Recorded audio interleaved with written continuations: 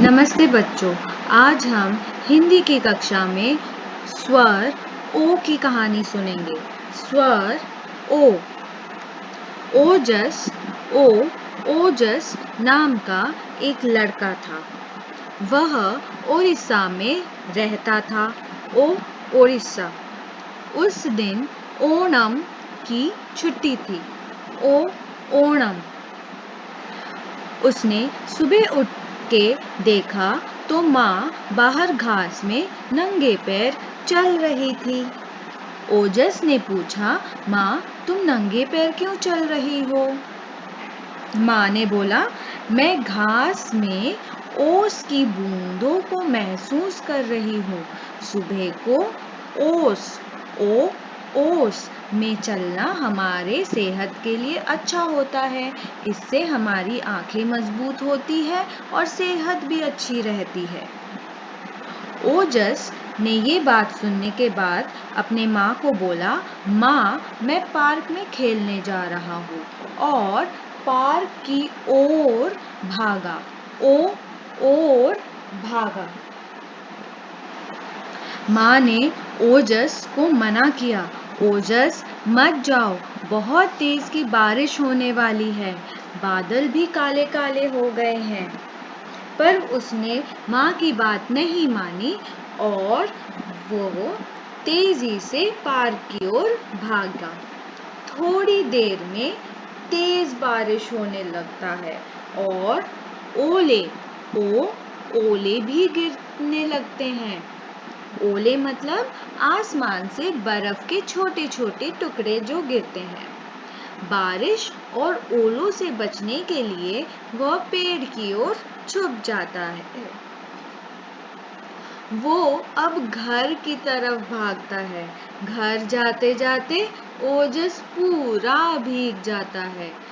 माँ ने उसे भीगे हुए देखते ही अपनी ओढ़नी से उसे पोंछने लगती है और तुरंत ही गीले कपड़े बदलने को कहती है। अब माँ ओजस के लिए जड़ी बूटी को ओखली में कूट कर काढ़ा बना के दिया। ओजस को दिया ताकि भीगने की वजह से ओजस बीमार न पड़ जाए। माँ ने ओजस को काढ़ा पिलाने के बाद एक पतला कंबल ओढ़ने के लिए देती है। ओढ़ने, जिससे ओजस को ठंड न लगे। माँ को अपने लिए इतना परेशान देखकर ओजस को बुरा लगा। उसे अपनी गलती का एहसास हो गया। उसे माँ की बात माननी चाहिए थी। तो बच्चों, हमें इस कहानी से ये सीख मिलती है कि जब हमारे बड़े या हमारे माता पिता हमें कुछ बोलते हैं तो हमें उनकी बात माननी चाहिए, क्योंकि वह हमारे भले की बात बोलते हैं। आओ अब हम जितने भी ओ स्वर से हमने शब्द देखे वो हम दोबारा दोहराएंगे। ओजस, ओजस। उड़ीसा, उड़ीसा। ओणम, ओणम। ओस, ओस। ओर, ओर। ओले, ओले। ओढ़नी, ओढ़नी।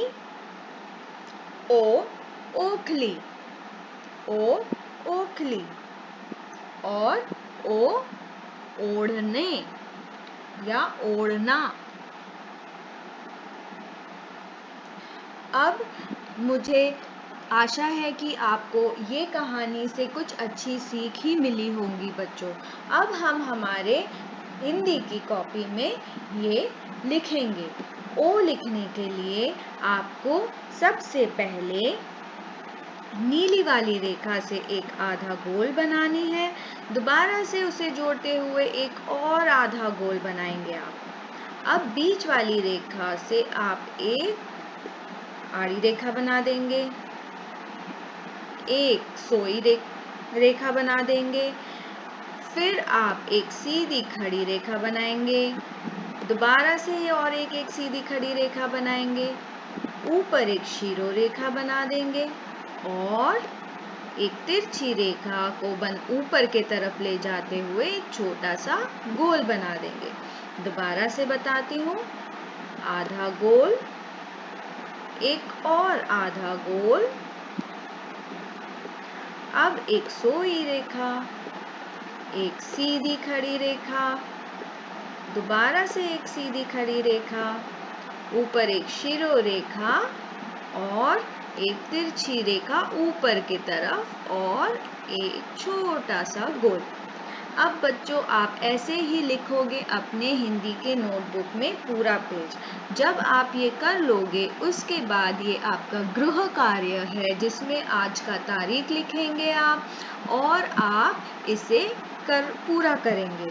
इसके बाद आप अपने क्लास टीचर को दोनों पेज की फोटो लेके आप शेयर करेंगे। ठीक है बच्चों, नमस्ते।